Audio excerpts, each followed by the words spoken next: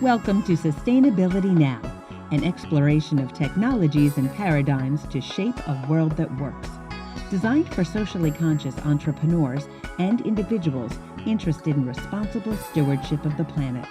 Sustainability Now covers food, energy, housing, water, waste, health, economics, and consciousness. Welcome to your community, Sustainability Now, with your host, Mira Rubin. Welcome, everybody, to Sustainability Now, technologies and paradigms to shape a world that works. I'm your host, Mira Rubin, and I am thrilled to have with us today Joe Hickey. In 1992, Joe reignited the grassroots hemp effort after discovering the 1942 Kentucky Hemp Growers Cooperative Association, and he became a leader in the national movement to allow U.S. farmers to grow industrial hemp. And during this era, Joe collected feral hemp seeds, reorganized the co-op, met with Governor Jones about forming Kentucky's hemp task force, and organized the first international hemp conference. He helped gain Kentucky's and the National Farm Bureau's support for hemp, became a founding member of Kennex, the first commercial industrial hemp operation in Canada, and was instrumental in drafting and passing Kentucky's hemp legislation. And there's more, and we're going to cover it in this interview. Joe, I am so thrilled to have you here. You are an icon. Welcome. Thank you, Mira. It's a pleasure being here. We get to hang out for a whole hour. I'm excited. I'm excited. So you really are the guy that kicked off this movement to legalize hemp in the US, and now it's federally legal. It's such an accomplishment. It's hard to fathom. How do you Well, I don't want to make it sound like that, that this was all my idea and that I pulled it off all by myself, because, there was Jack Hare that had done the hemp for, it was the Emperor Wears No Clothes. And here in Kentucky, there was Gatewood Galbraith, who was pushing for the legalization of cannabis, but both of them were pushing for the legalization of everything in cannabis. And when I got involved, it was because of the Kentucky Hemp Growers Cooperative. When I found that, this was about farmers. So I wanted it to be about farmers.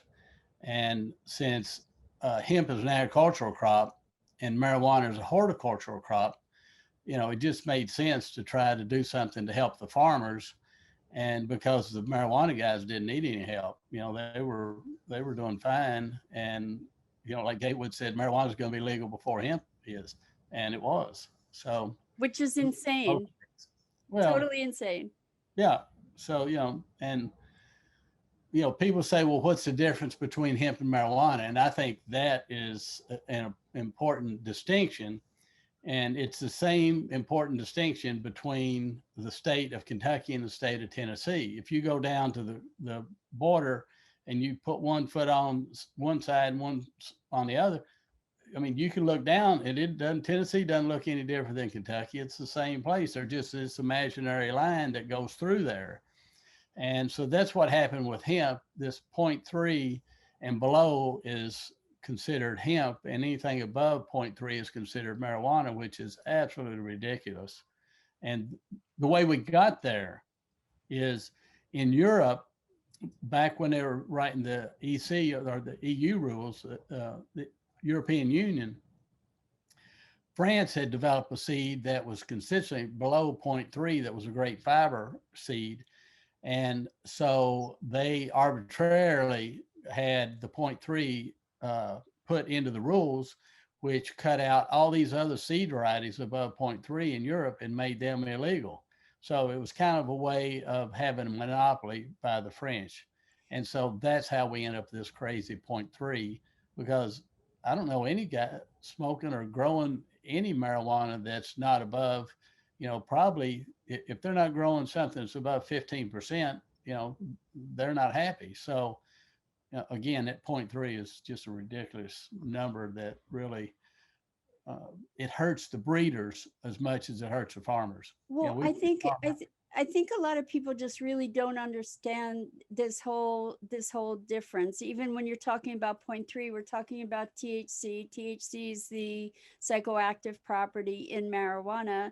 And the thing that I heard that was illuminating for me about the difference between hemp and marijuana is like it's like the difference between a Chihuahua and a Great Dane, that they're both dogs.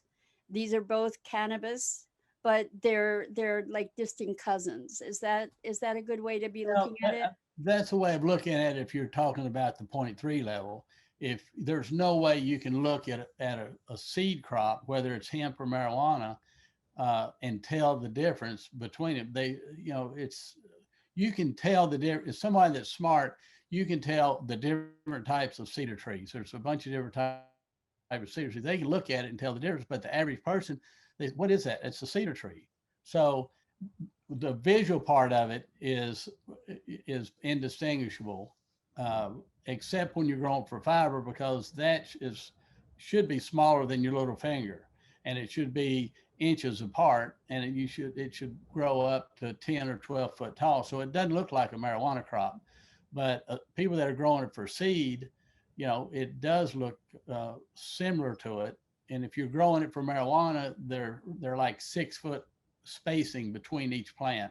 So if you're growing for marijuana, looks totally different than if you're growing a hemp crop. It's interesting, over the years, I didn't, a long time ago, I didn't know the difference either. And then I think that probably by now, so many people have been exposed to hemp herds, for instance, to eat. I mean, the hemp kernels to eat, Right. and hemp oil, and hemp clothing, and not understanding all the mechanics behind the story, the backstory. Right. And so why not, how about if you give us an idea of what kinds of uses there are for hemp so that people really understand how important this crop is? Well, I wrote this story years ago for John Rulak. He did a book. John's the one that started Nativa Foods, and it was basically, you wake up in the morning and you pull back your hemp covers and your hemp sheets and step down on the hemp rug and open your hemp curtains and go walk in the bathroom and brush your teeth with hemp toothpaste and a hemp toothbrush. You go to the bathroom using hemp toilet paper. You take a hemp cloth with hemp soap, wash up, dry off with a hemp towel, go downstairs, have cereal made from hemp and hemp milk. And then you go out in your car that's made from hemp and you drive and go to work in a hemp factory. So there's just, when it comes to uses, I mean, I think you hear some people say, I think it was,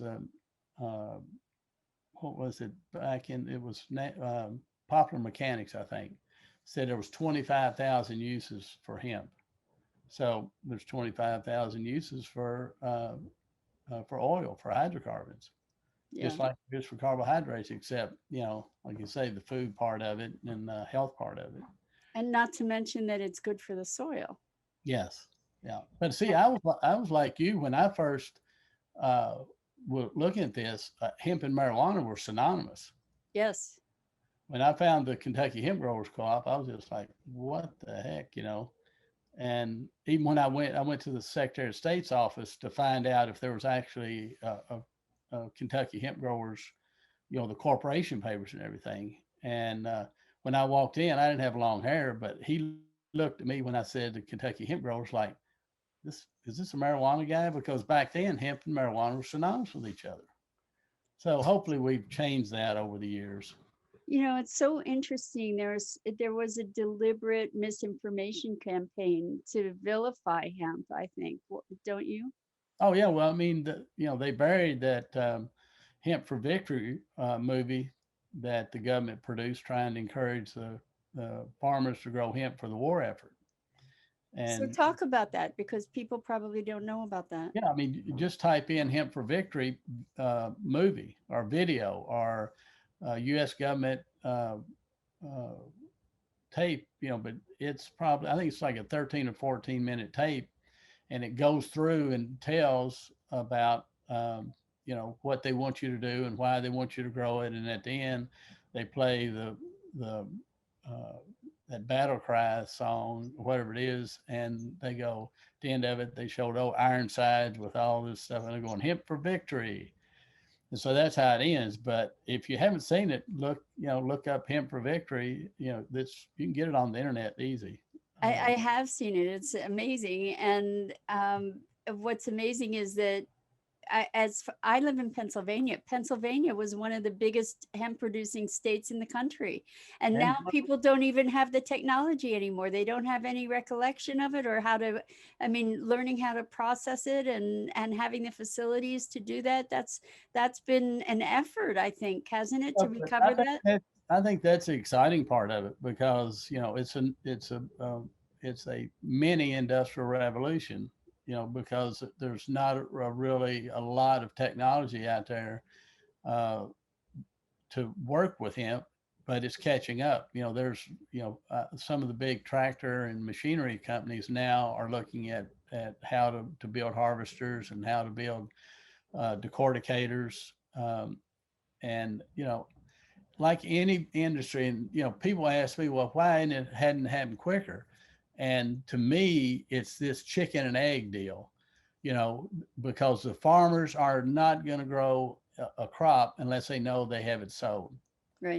Don't grow soybean. They know they got the soybeans sold. They know they got the corn sold. They know they have the wheat sold. But if they're going to grow hemp, they have to know that they got it sold. Okay. Now, the end user, the like Toyota, if they're going to use it, they're not going to switch to a natural crop until they know they can get a consistent quality and a consistent supply. So they're not even thinking about it until they know that's in place. So the middle guy he buys from the farmers and sells to Toyota, the processor, you've got to have now, and the processor is not going to do anything unless he's got both ends of it, unless he has a supply on one end and the sell for his material on the other end. So it's always been that. So, you've got these three entities that aren't connecting because it's like this standoff, like who's going to go first. And what has to happen is you have to have all three of these entities working together, signing contracts saying, if I grow it, you'll buy it. And then there's the middle guys going, if I process this and can guarantee you a consistent supply, then you'll buy it. And once you have that, and it's not going to be like, okay, we signed the contracts, it's going to crank up, and next year we're going to be able to supply your whole factory. It has to be like a 5-year plan where it ramps up and goes to it, because if you don't set those expectations early on, then what's going to happen is it's going to fail again. And if this falls on its face, I don't think you get a second chance at it. But to do it right, I think the crop's here to stay. But in order to get that chicken and egg thing, you know, put away, we have to go in with these contracts and ensure that if you grow it, it can be sold. And if you're going to change your feedstock, that you're going to have a consistent supply. So that's the only way I can see that it's going to work. Well, there's a lot of policy too that can be shifted. I know that currently major crops are subsidized, right? So soybeans are subsidized, corn subsidized, wheat subsidized by government. Is that true? Right. Yes. So being able to get those kind of subsidies for hemp would make a huge difference too, don't you think? Yeah, but I'm not a big supporter of subsidies. I think crops should be, you know, should should make their own way without Yeah. subsidies. And if the crops need to be more expensive to pay for the farmers, what you don't want to do is strangle the farmers. You want to be able to if you buy something, if you buy an ear of corn and whatever you pay for it, the farmer only gets probably 15 cents of that, whatever you paid for it. Wow. So, we just need to live in a real world. What happened, the same thing happened with all these small companies in the town I grew up. They all went away because nobody wanted to pay, $20 for a pair of blue jeans back then when they could buy something out of China for $5. And so all these factories started shutting down because people were going to the cheaper stuff, not realizing they were basically strangling their own communities. We've got to get away from that. And, we have to pay a fair wage to these farmers in order for them to be able to support and have people working for them. And, what, what people don't understand either is for every dollar that goes from the farmer into the economy, it's multiplied by 10 times. Wow. So it's called, what's it called? But the economic multiplier. Okay. So, they sell it to the grocery store guy. He makes money off of it, or the guy that he sells to makes the thing. He makes money. It goes to the grocery store. They make money, and so uh, the and the grocery store takes and he pays his workers, and so it's just Yeah. it's a culmination of how it moves down the line. But I'm not a fan of subsidies. I think hemp can stand on its own without any issues at all. Well, there are a lot of things about hemp besides the fact that you can produce almost anything from it. Is that it doesn't require pesticides and fertilizers in the same way. Is that Well, true? no, because you have a lot of people saying a lot of different things. It depends on what area of the country you're in. It depends on the varieties of the genetics that you're using. But the thing about you don't need any, it's drought resistant, which is true. But to say it doesn't need any fertilizers, what you have to have is whatever good ground that you have for corn or wheat or soybeans, you want to use that same ground to grow hemp. You're not going to grow hemp out on this sandy loam that doesn't have any nutrients in it. So Okay. it's like anything else, I mean, it can't grow in just no soil that doesn't have any nutrients in it. Does it help to re-nutrify the soil though? Yeah, well, I mean, it adds like nitrogen to the soil and stuff. So each plant adds different stuff to the soil. That's why they like to rotate stuff through the crops. Is different crops add different nutrients to the soil, Got and it. so But and isn't it's also pest resistant, isn't it? pretty much, but you still have, there's still some. Um, like I think ladybugs really like it a lot, which they really don't hurt it that much. You get a lot of bees that like it. They like it when it pollinates, which is great because it helps pollinate the crop if that's what you're looking for. Yeah. And but there's just a lot of misnomer about, I've heard people say, well, it doesn't need any water and it doesn't need fertilizer and it'll grow anywhere. That's just not true. I mean, it's any Okay. crop. Yeah, I mean, that's like saying I can put you out in the desert without any food and water and you can live out there. I know somebody can do that. It's just not true.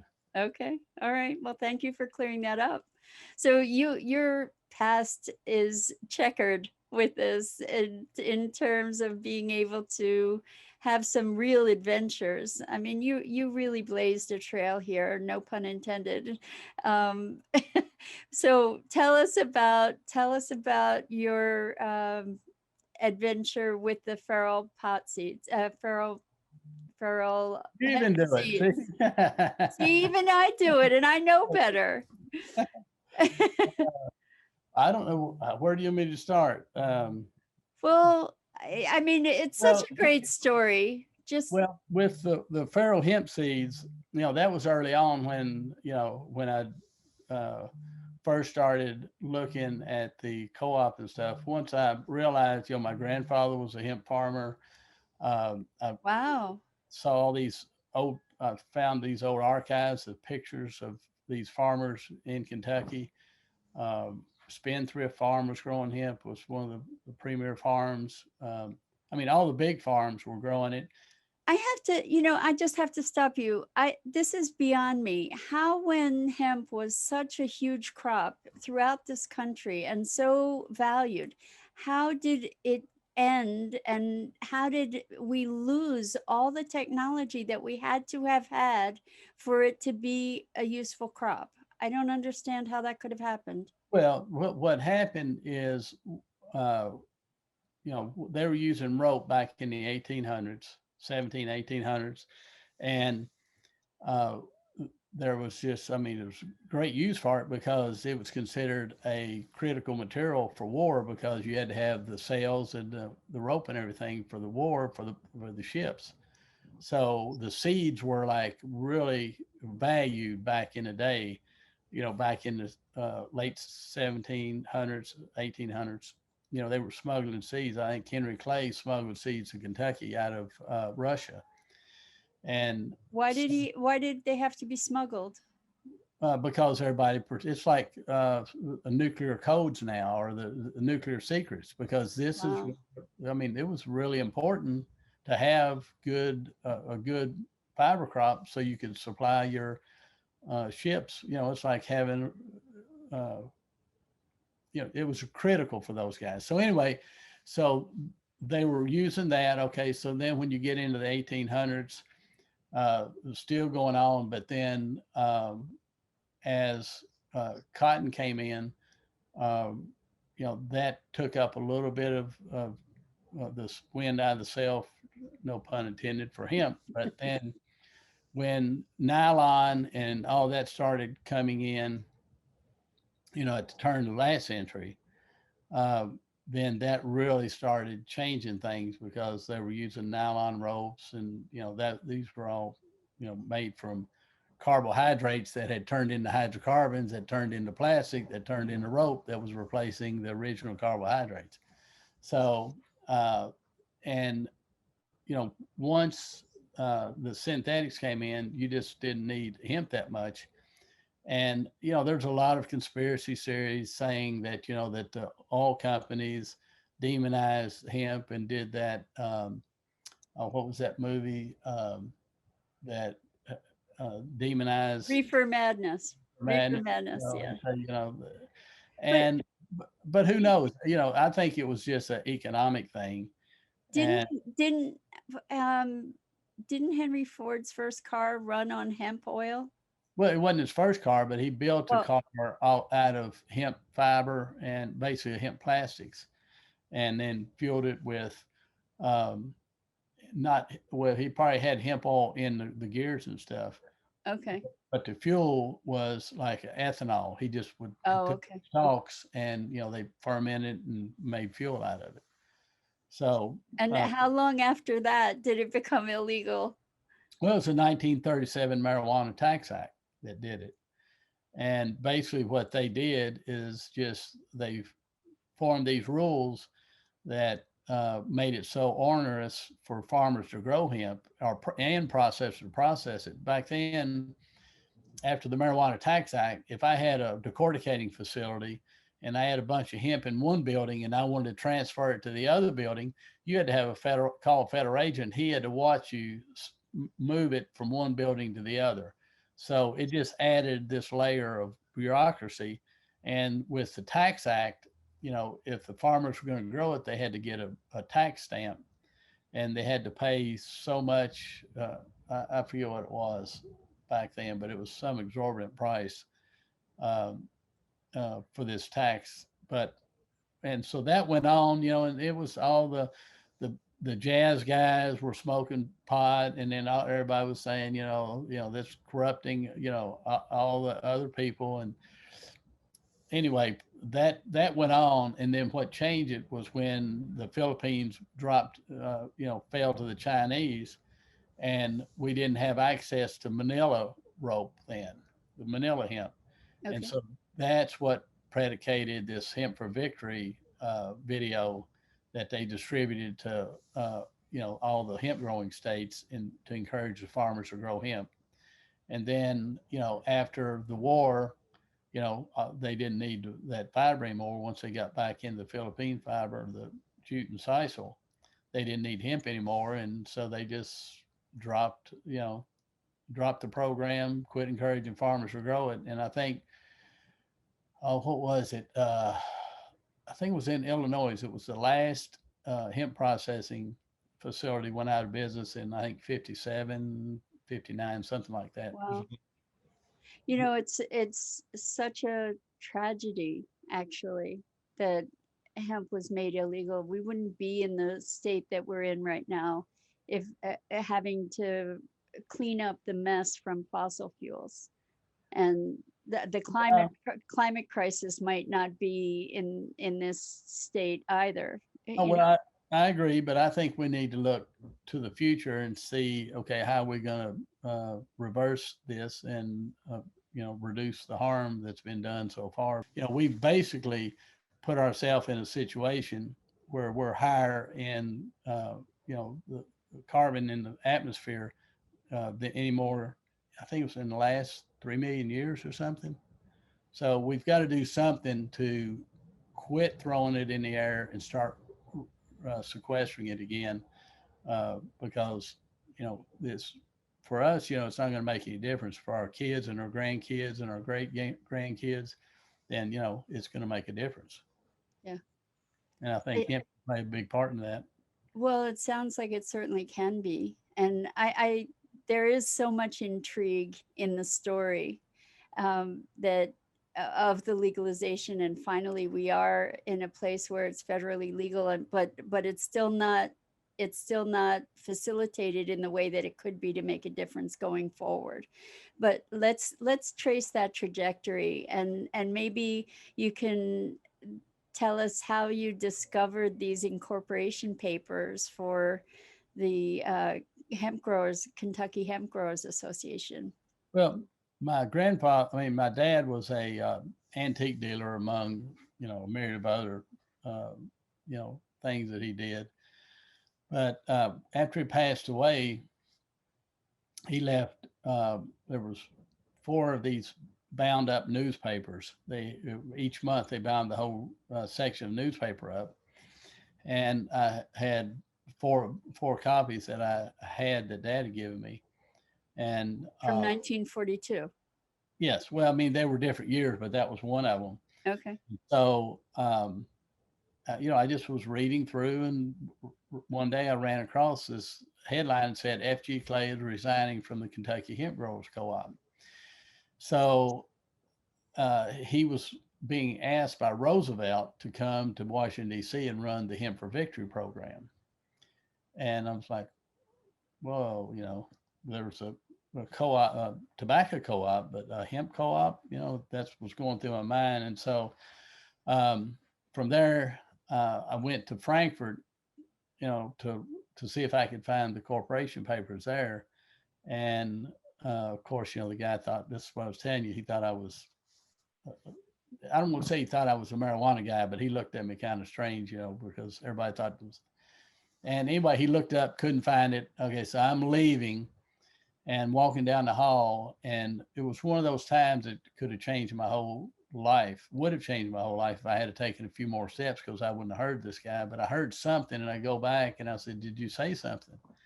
He said, yeah. He said, what year was that? And I don't know, early 40s, something. He said, well, that wouldn't be in our computer system anyway. They'd be down in the archives. He said, give me your name and number. And he said, this on a Friday. And he said, I'll call you if I find anything. And I said, okay.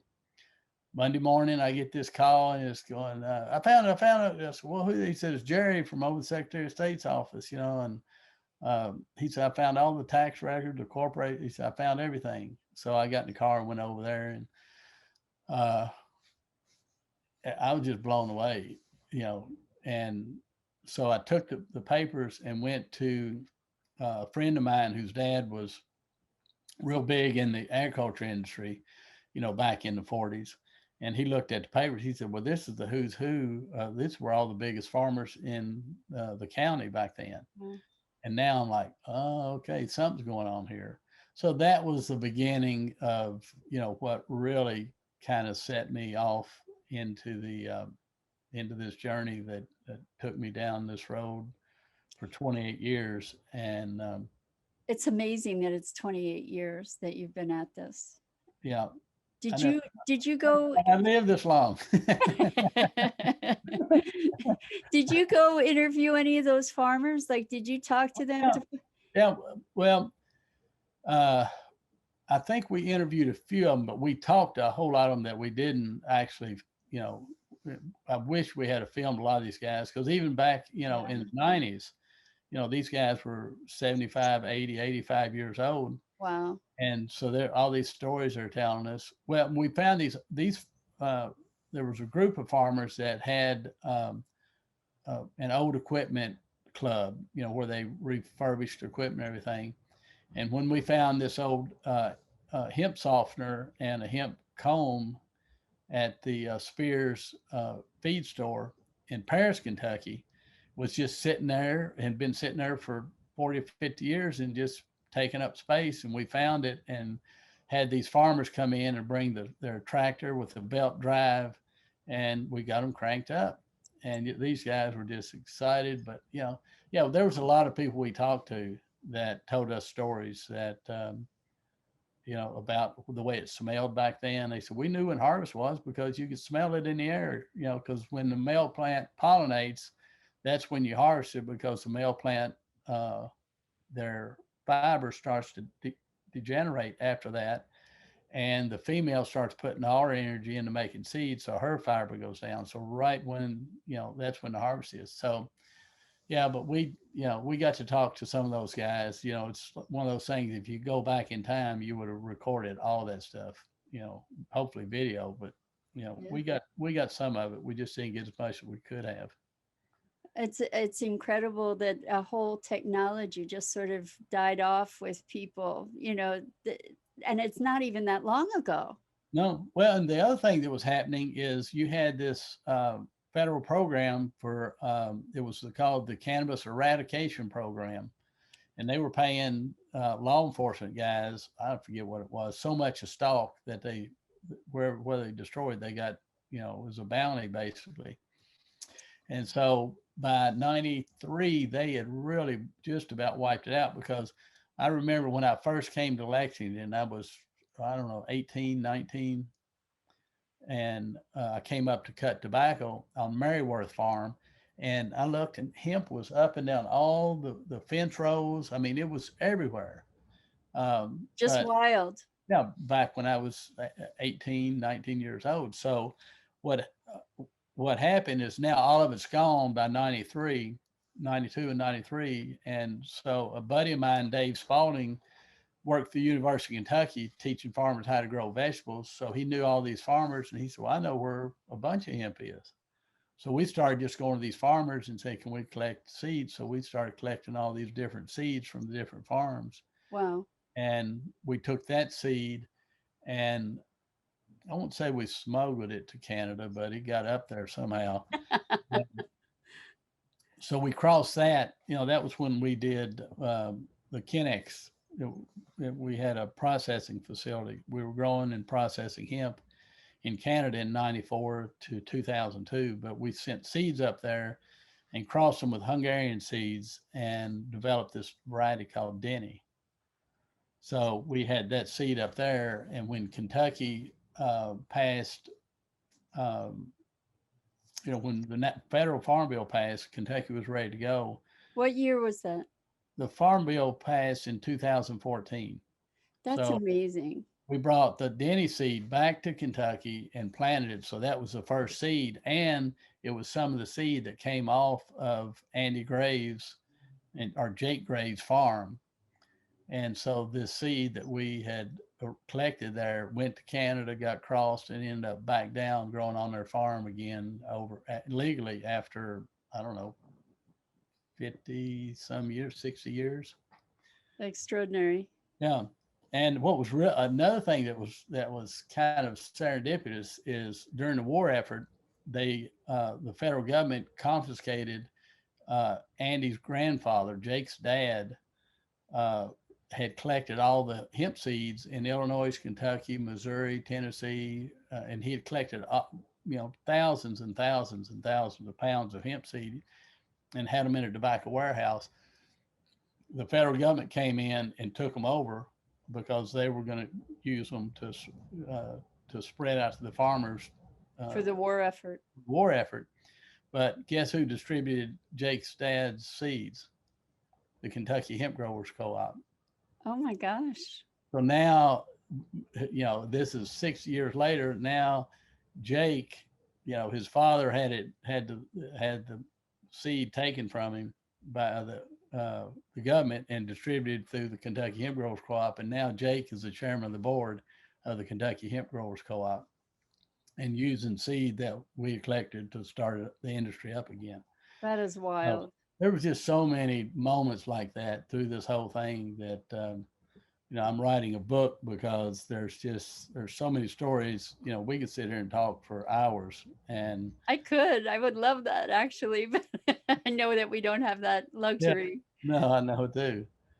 But after we collected the seeds, we had those. Okay, we had the co-op, and this is another interesting story. Again, I never listened to the radio, and so this was in the summer of '94, and I turned the radio on. I mean, just for timeline's sake, you had already got reinstated the Articles of Incorporation for the.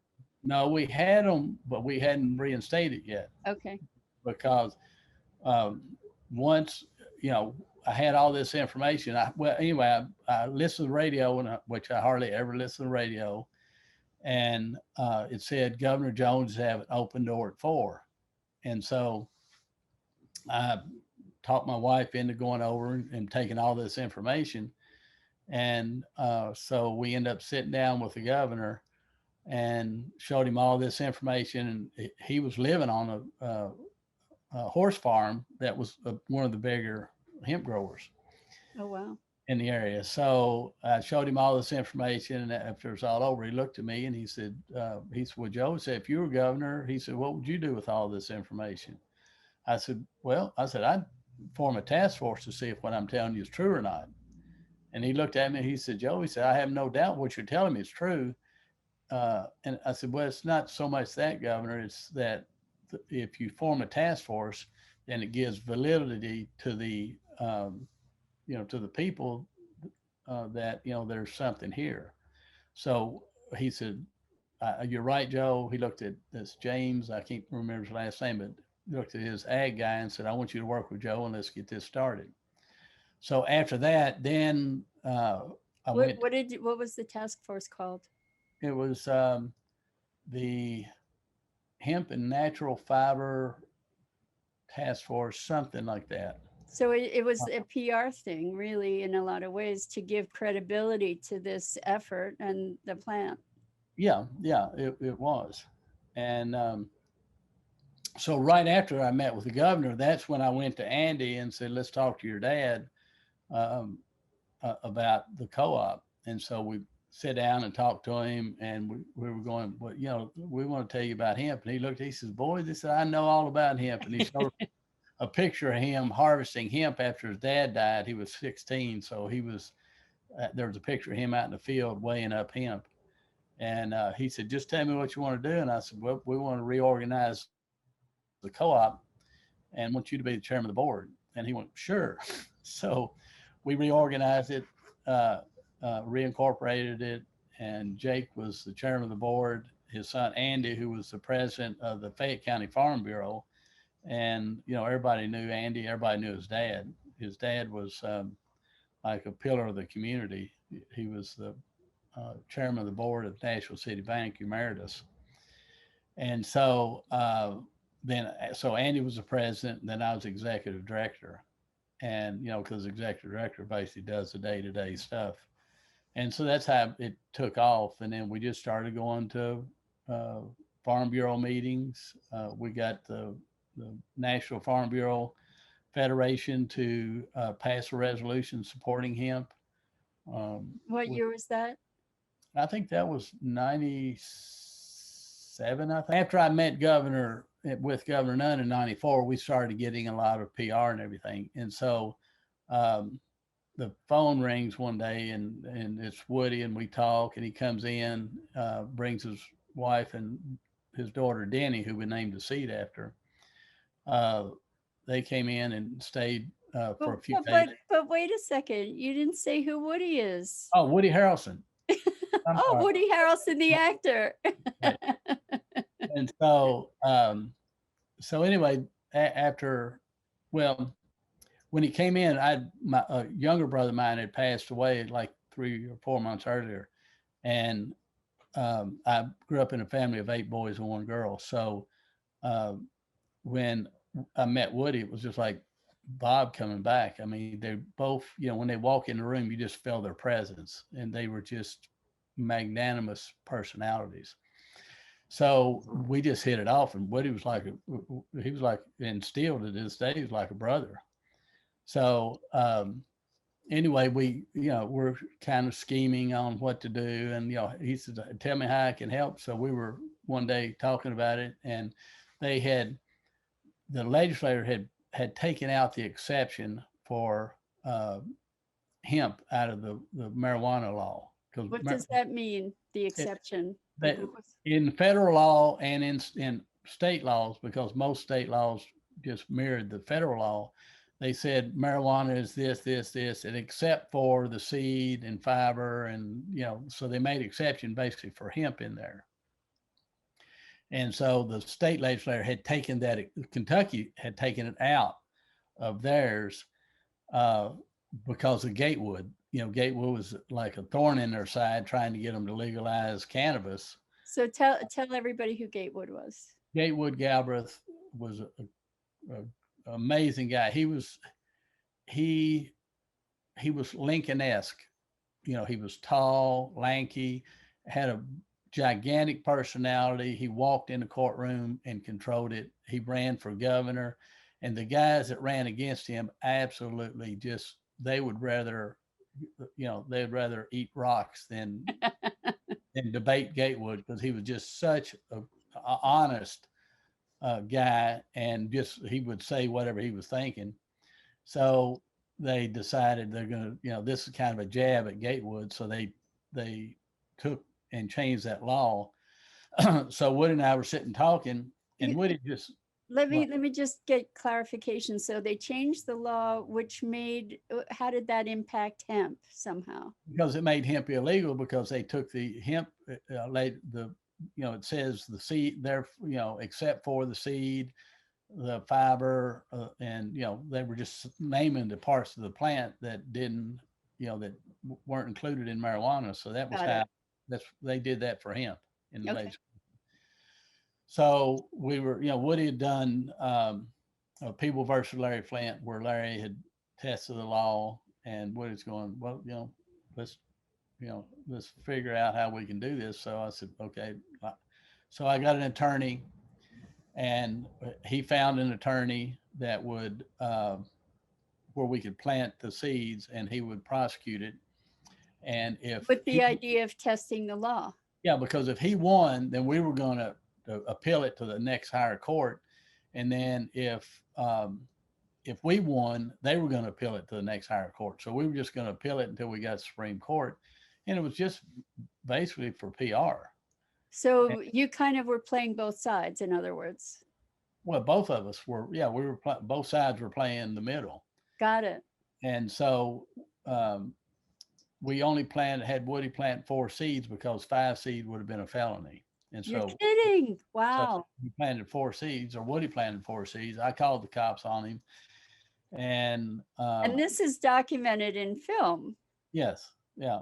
And well, CNN, which back then was Turner Broadcasting. Yeah. Yeah. So they've got a lot of the footage, because they came up and did it. But so what we did, we all set it up. I set the International Hemp Conference up for a Saturday.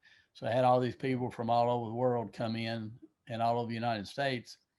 They came in on Thursday. So Friday we went to Donna Cockrell, who was a school teacher at Simpsonville Elementary here in Kentucky, and brought all those experts in, and Woody, and talked about hemp and everything. And so that caused a real row in the school. The DARE teacher went crazy.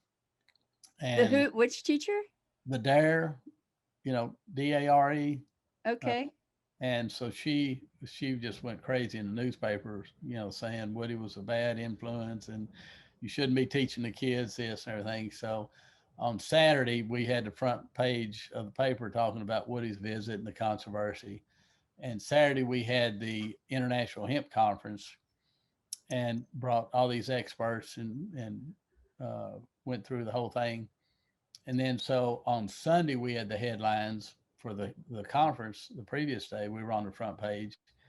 And on Sunday, we went down and planted the hemp seeds. Um, and so on Monday, we had the headlines in the paper again. So we had we were on the front page 3 days in a row for that You're thing. a PR genius.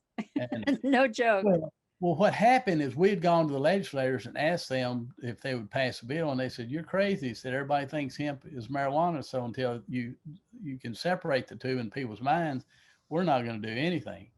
So that was what we were trying to do, is separate in people's mind where they would support it. So then we did while these trials were going on. So this went Let's over. back up. Let's back up for a second. So you said you didn't plant 5 seeds because that would be a felony. Right. But what was Woody charged with? He was charged with possession of marijuana.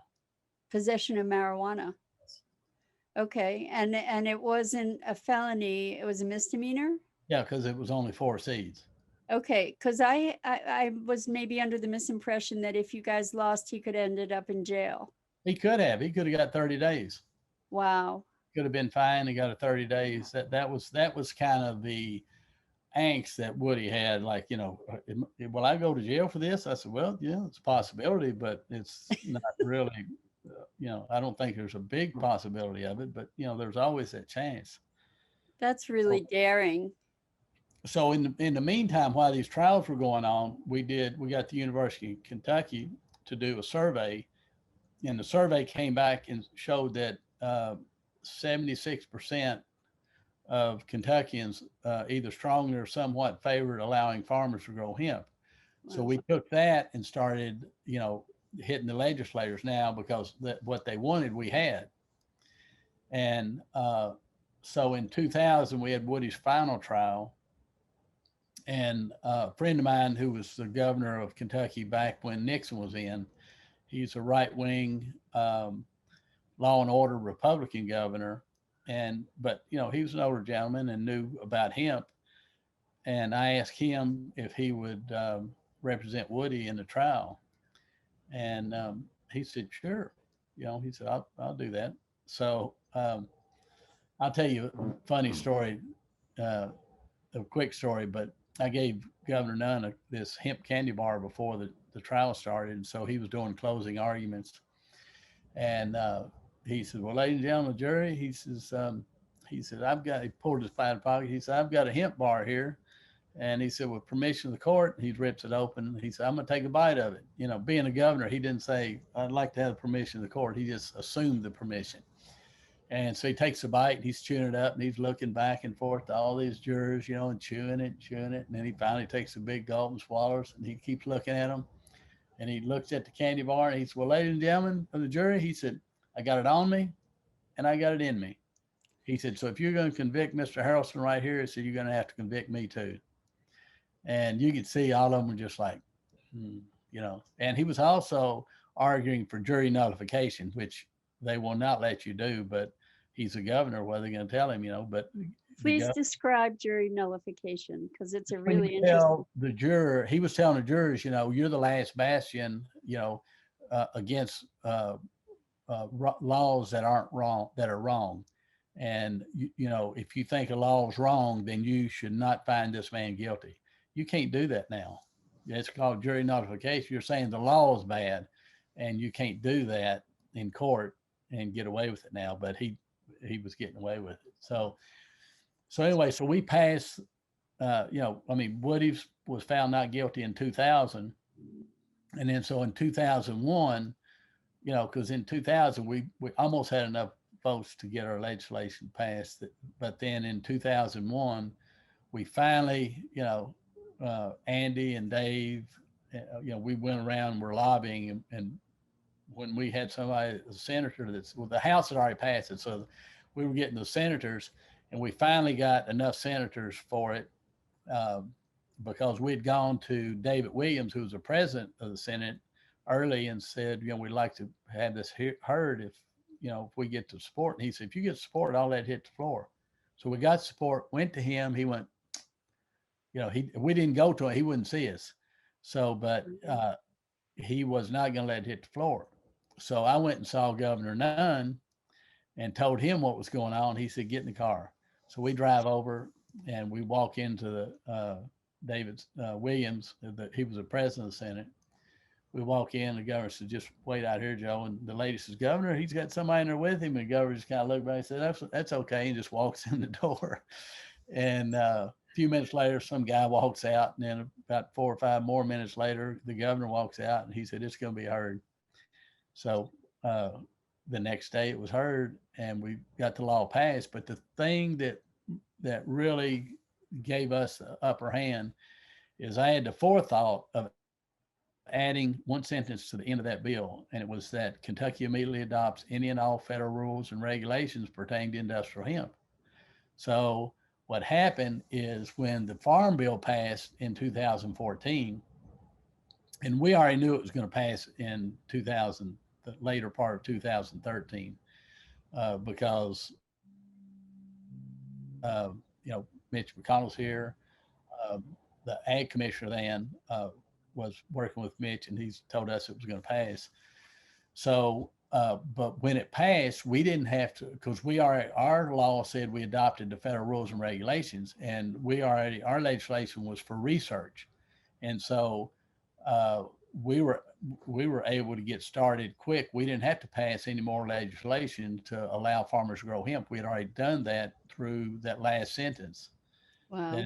That because we were conforming to federal rules and regulations.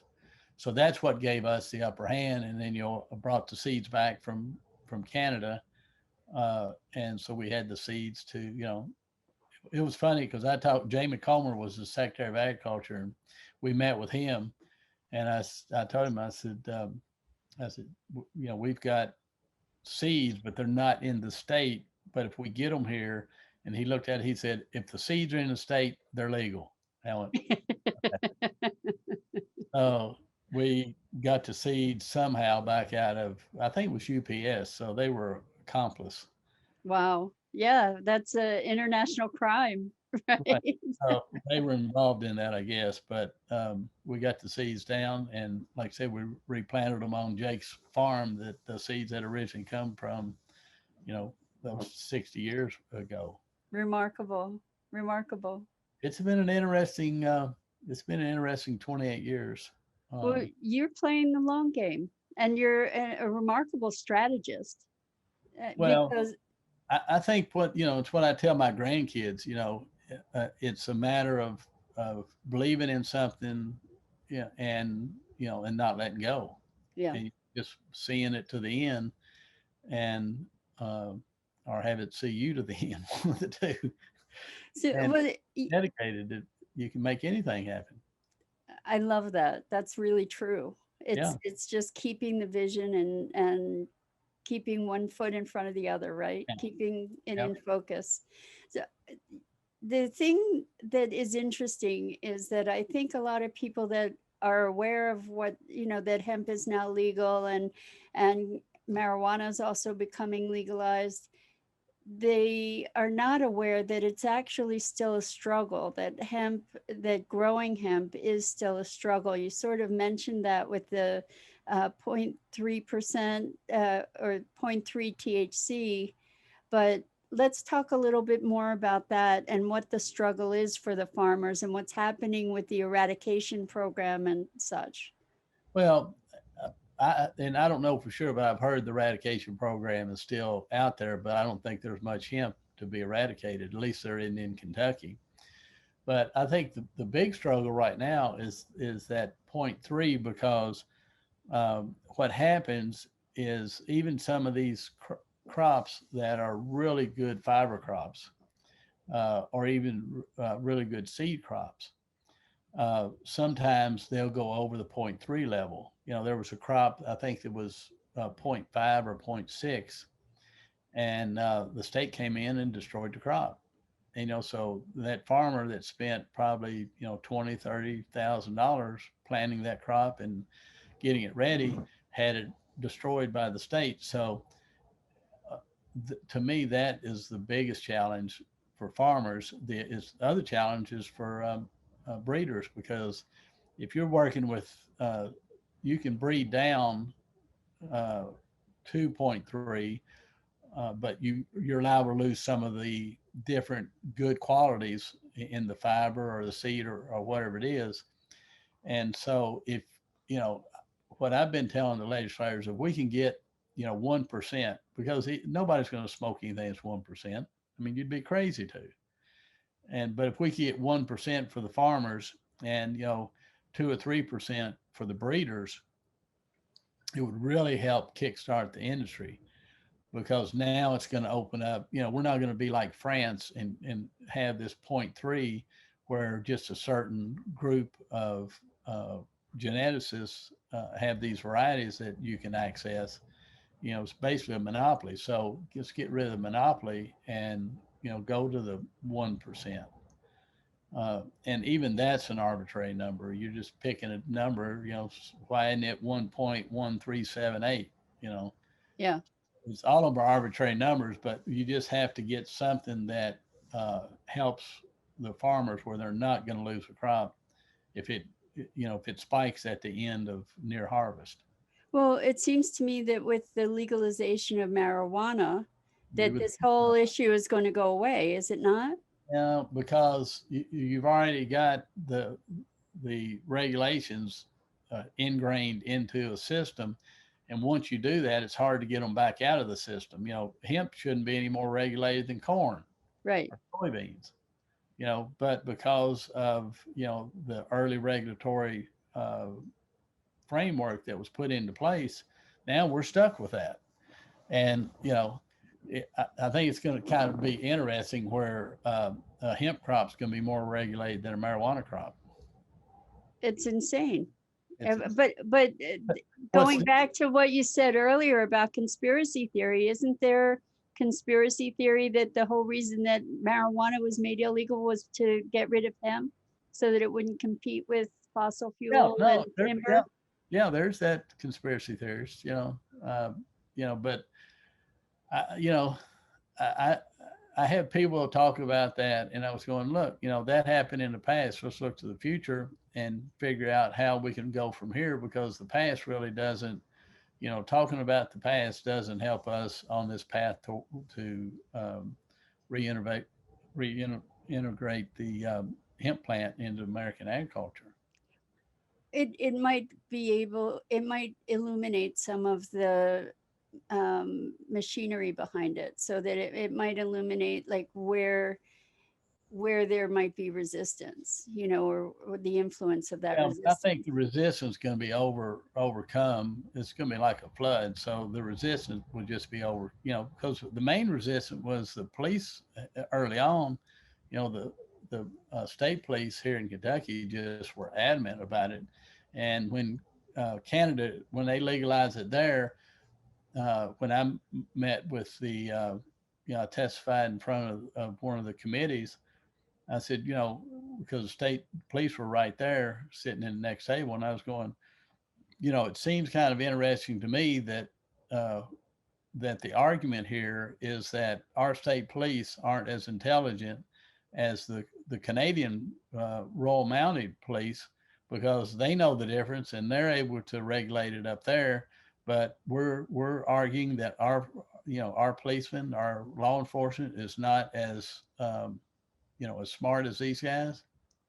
So, and that kind of, I think that probably might have been the beginning of the end of the issue with the legislator. I mean, with the police, the law enforcement, because we don't really have that issue much anymore. Where we have that issue is with they have a law that you can't sell hemp to be smoked, and I think the law enforcement wants to keep that, because what they don't want to stop somebody that's smoking hemp that smells like marijuana and not be able to do anything because they've got to have it tested, and But short of that, I think, the law enforcement needs to be doing law enforcement on drugs that really, meth and stuff like that.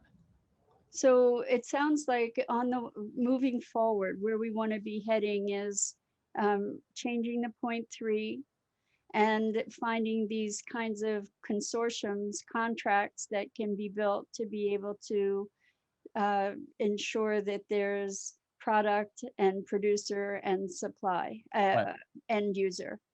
Once the supply starts to get where it's a reliable supply, then you're going to start having people using it more and more as the industry grows. That's why I say, we need a 5-year plan that rolls this thing out, and maybe even a 10-year plan. Because you have to set expectations. If somebody thinks they're going to come in and build a factory and they're going to be successful in a year or two, then they need to be thinking about doing something else. This is going Okay. to be this is going to be a long term. It took what I say 60 years, 50, 60 years for soybeans to take off. So, if this industry takes off in 20 years, it's going to outpace the speed that soybeans, was able to become a mainstream crop. So that in terms of my next question was really, what do you project for the future? So it sounds like you're saying 20 Yeah, years. yeah. I think in 20 years you'll have a lot of farmers growing it as a rotational crop. You'll have because hemp can't be shipped, over 100, 150 miles, if that. You'll have these local pods that will be decorticating. So say why it can't be shipped. Well, it's like hay. You can't ship hay long distances because it's not worth it. Because of the weight and it Yeah, might rot and no, it's just the cost of shipping it. You get to that diminishing returns thing, and you just can't ship it long distances because it's so bulky. So so it has, that's kind of a hidden benefit of the whole hemp thing too, well, is bringing industry local. right, rural economic development. That's what we've always, that was been the whole point of this whole thing, is to help farmers in rural communities. So, I see in the future um, areas that grow a certain variety of hemp for a specific market in a certain area. Can you And, give an example? well, like for fiber, you might have somebody growing a real fine fiber that produces a real long thread that they're going to use for fine linen shirts. Okay, You might have someone just growing for industrial uses, which they're going to put the fiber into car parts. got it. You might have another one that is growing more of a woody plant that is going to grind it up and make batteries. There are these new batteries that they're talking about using, hemp herds. I haven't heard anything about that. It's like I forget what it's not graphite. I think it might be graphite. Graphene. Yeah. So, I mean, Really? well, Graphene from hemp? yeah. So what Huh, you have to look at is you're basically looking at carbon. right. So, carbon is the base of everything. That's So it's a great source of carbon. And so what I see in the years to come is a lot of research, a lot of R&D, and a lot of new technologies that are being developed even today. I saw a decorticator yesterday that was amazing.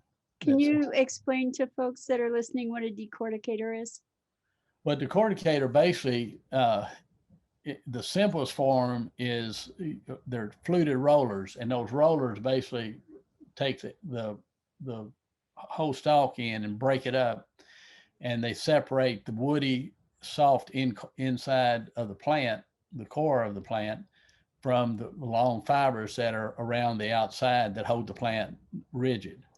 So it basically breaks it up and separates the two, and then in a decorticating facility does that, and then they have a combing part of it that combs out the fiber and cleans it to about 95% pure fiber and 5% herd.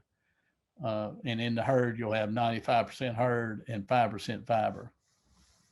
So, that once you get to that point, then now you can really do something with that fiber, and then you can, herds, you at the minimum you can use it for pet bedding, and that's probably the small or the easiest market to go after immediately. But there's all these other markets that are going to be built around the whole plant, as the years go by.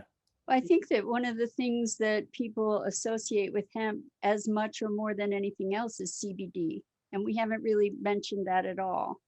Well, CBD is just one part. I mean, there's like 120 or 30 known cannabinoids.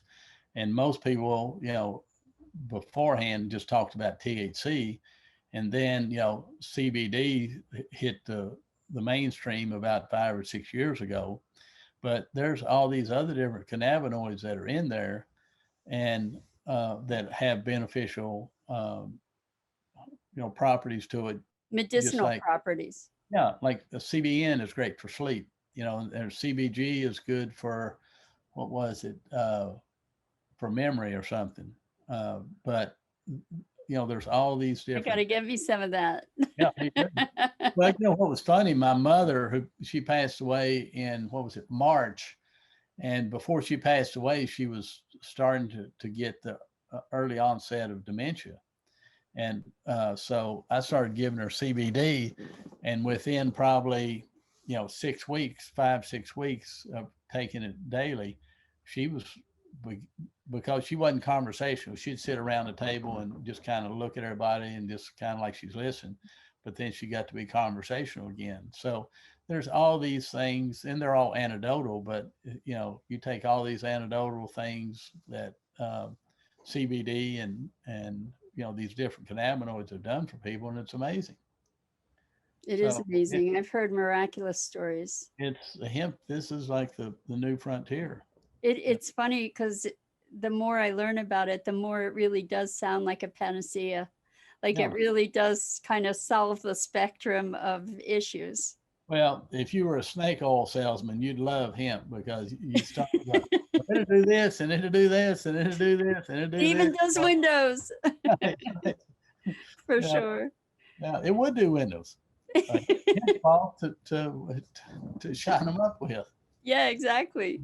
So, Joe, this has been such fun. I wonder, is there anything I should have asked you that I didn't, or something that, like last parting words that you'd like to share?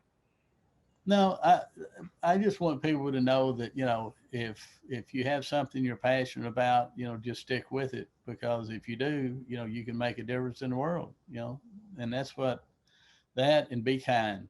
I tell my kids, my grandkids, if anybody says, what's one word I want my to be said about my grandkids and my kids, is, if they say they're kind, that covers a lot of things. So, be kind and be dedicated to what you do, and you'll always be successful. You totally stole my heart. Thank you for that. It's just really from my heart to yours. Thank you so much. It's been such a delight. Well, we'll have to do it again. I'm up. I'm in. Count me in. No. Okay. So that's it for today. We just thank you all so much for being with us, for carrying the torch. We all can do this together. And I want to say thank you to our producer and my co-founder, Scott Billy. And until next time, live your best life, love the world around you, and together we can save the world. Amen. Take care.